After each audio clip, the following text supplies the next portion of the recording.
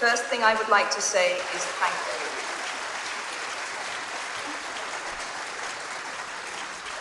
you. Delivering a commencement address is a great responsibility, or so I thought, until I cast my mind back to my own graduation.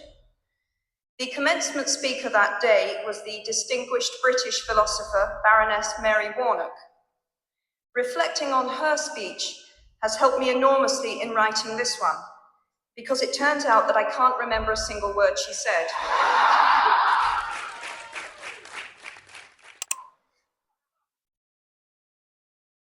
This liberating discovery enables me to proceed without any fear that I might inadvertently influence you to abandon promising careers in business, the law, or politics for the giddy delights of becoming a gay wizard.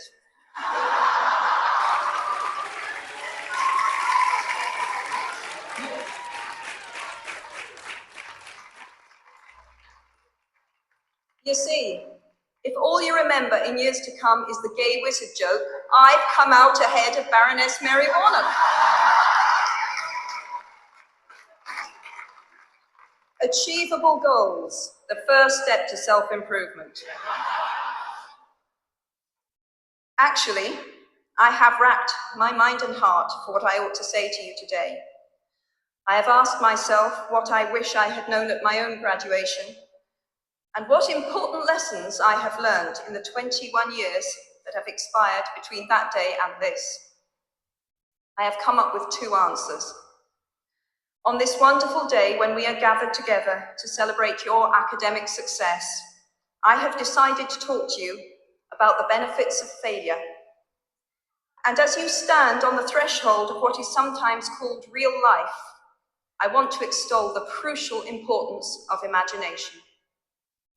These may seem quixotic or paradoxical choices, but bear with me. Looking back at the 21-year-old that I was at graduation is a slightly uncomfortable experience for the 42-year-old that she has become. Half my lifetime ago, I was striking an uneasy balance between the ambition I had for myself and what those closest to me expected of me. I was convinced that the only thing I wanted to do, ever, was write novels.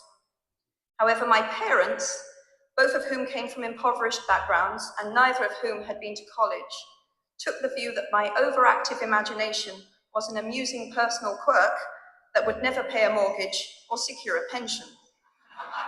I know the irony strikes with the force of a cartoon anvil now, so they hoped that I would take a vocational degree. I wanted to study English literature. A compromise was reached that in retrospect satisfied nobody, and I went up to study modern languages. Hardly had my parents' car rounded the corner at the end of the road than I ditched German and scuttled off down the classics corridor. I cannot remember telling my parents that I was studying classics. They might well have found out for the first time on graduation day. Of all the subjects on this planet, I think they would have been hard put to name one less useful than Greek mythology when it came to securing the keys to an executive bathroom. Now, I would like to make it clear in parenthesis that I do not blame my parents for their point of view. There is an expiry date on blaming your parents for steering you in the wrong direction.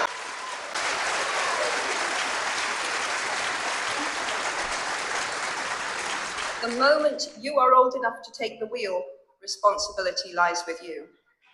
What is more, I cannot criticize my parents for hoping that I would never experience poverty. They had been poor themselves, and I have since been poor, and I quite agree with them that it is not an ennobling experience. Poverty entails fear and stress, and sometimes depression. It means 1,000 petty humiliations and hardships. Climbing out of poverty by your own efforts, that is something on which to pride yourself, but poverty itself is romanticized only by fools. What I feared most for myself at your age was not poverty, but failure. At your age, in spite of a distinct lack of motivation at university, where I had spent far too long in the coffee bar writing stories and far too little time at lectures, I had a knack for passing examinations, and that, for years, had been the measure of success in my life and that of my peers. Now, I am not dull enough to suppose that because you are young, gifted, and well-educated, you have never known heartbreak, hardship, or heartache. Talent and intelligence never yet inoculated anyone against the caprice of the fates, and I do not for a moment suppose that everyone here has enjoyed an existence of unruffled privilege and contentment. However, the fact that you are graduating from Harvard suggests that you are not very well acquainted with failure. You might be driven by a fear of failure quite as much as a desire for success.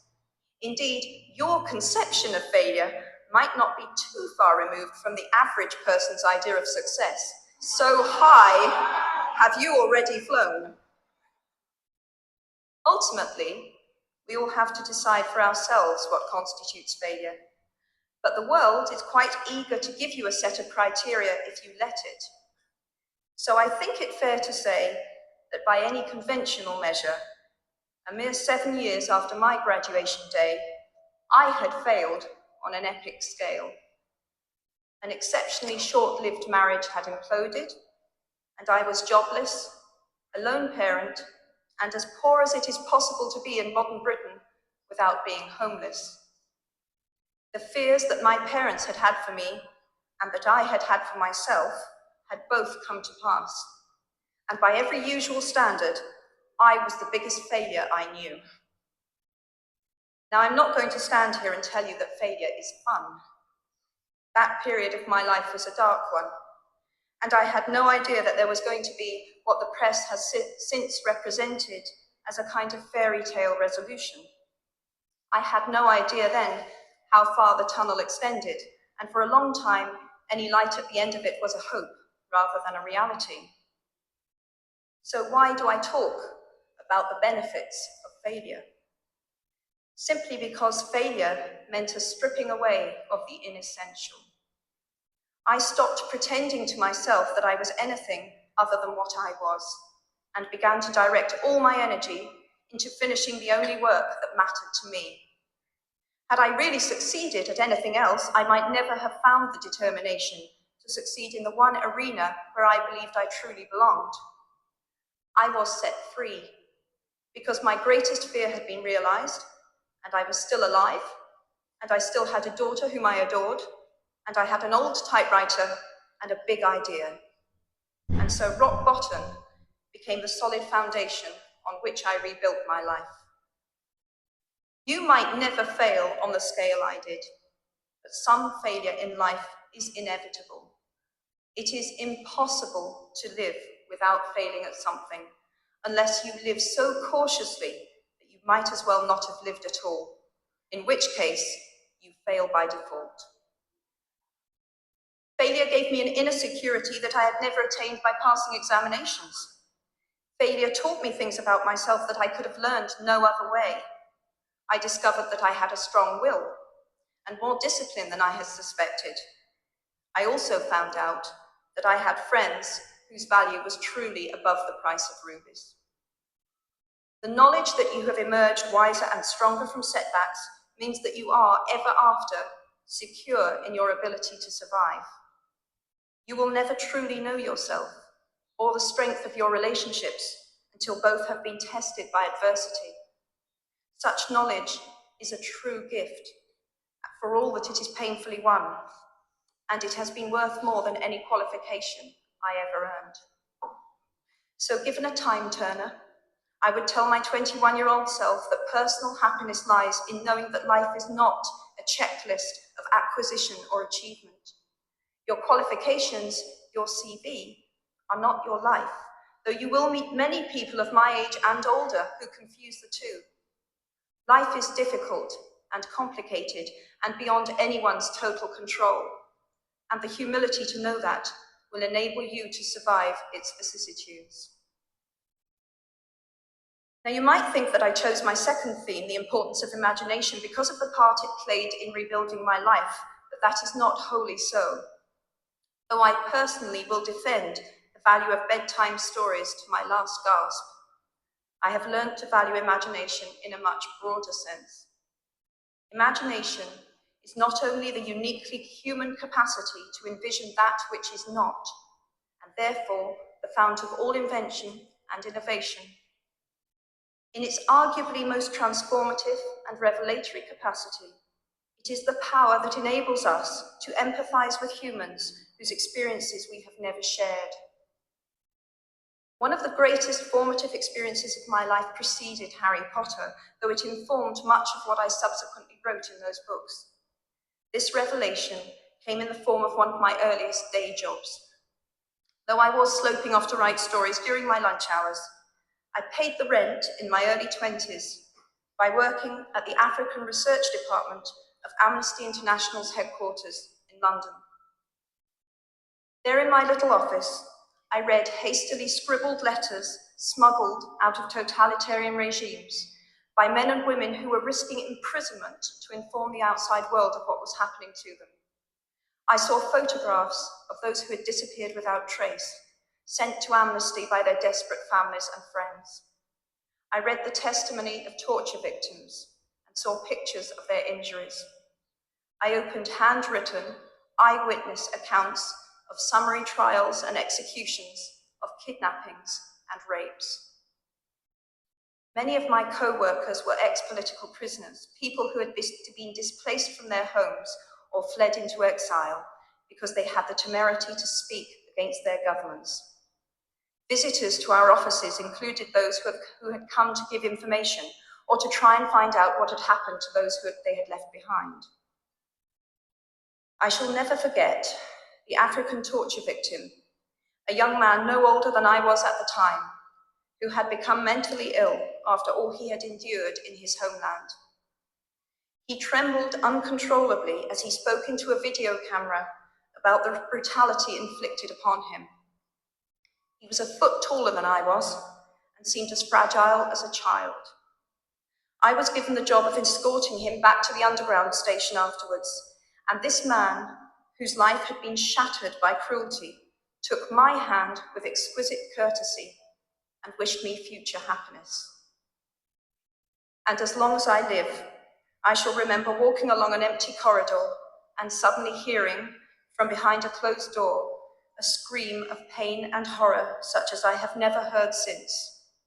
The door opened, and the researcher poked out her head and told me to run and make a hot drink for the young man sitting with her.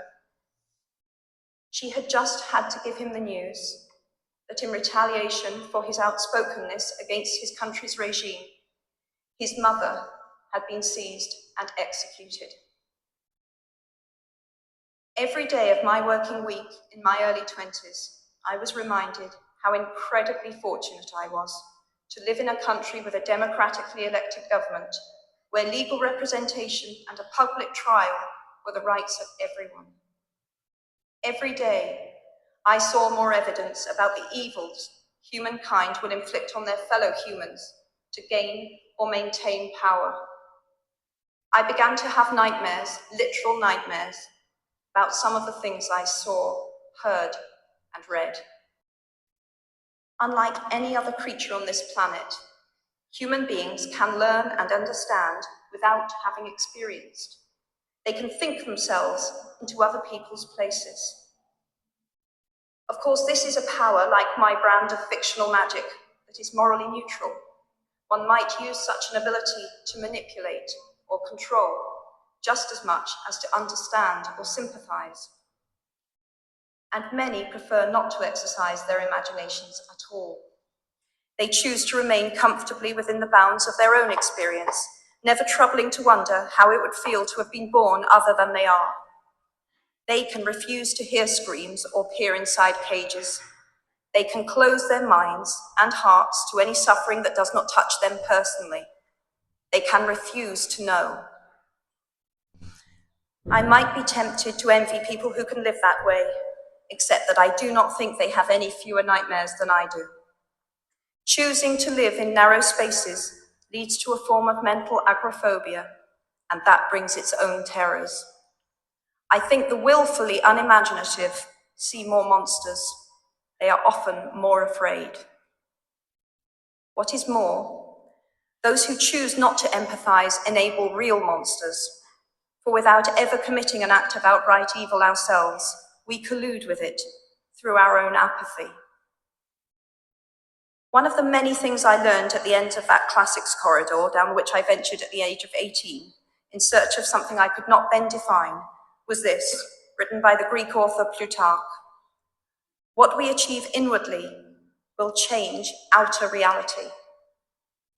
That is an astonishing statement, and yet proven 1,000 times every day of our lives. It expresses in part our inescapable connection with the outside world, the fact that we touch other people's lives simply by existing. But how much more are you, Harvard graduates of 2008, likely to touch other people's lives? Your intelligence, your capacity for hard work, the education you have earned and received, give you unique status and unique responsibilities. Even your nationality sets you apart. The great majority of you belong to the world's only remaining superpower. The way you vote, the way you live, the way you protest, the pressure you bring to bear on your government has an impact way beyond your borders. That is your privilege and your burden. I am nearly finished. I have one last hope for you, which is something that I already had at 21. The friends with whom I sat on graduation day have been my friends for life. They are my children's godparents, the people to whom I've been able to turn in times of real trouble. People who have been kind enough not to sue me when I took their names for Death Eaters.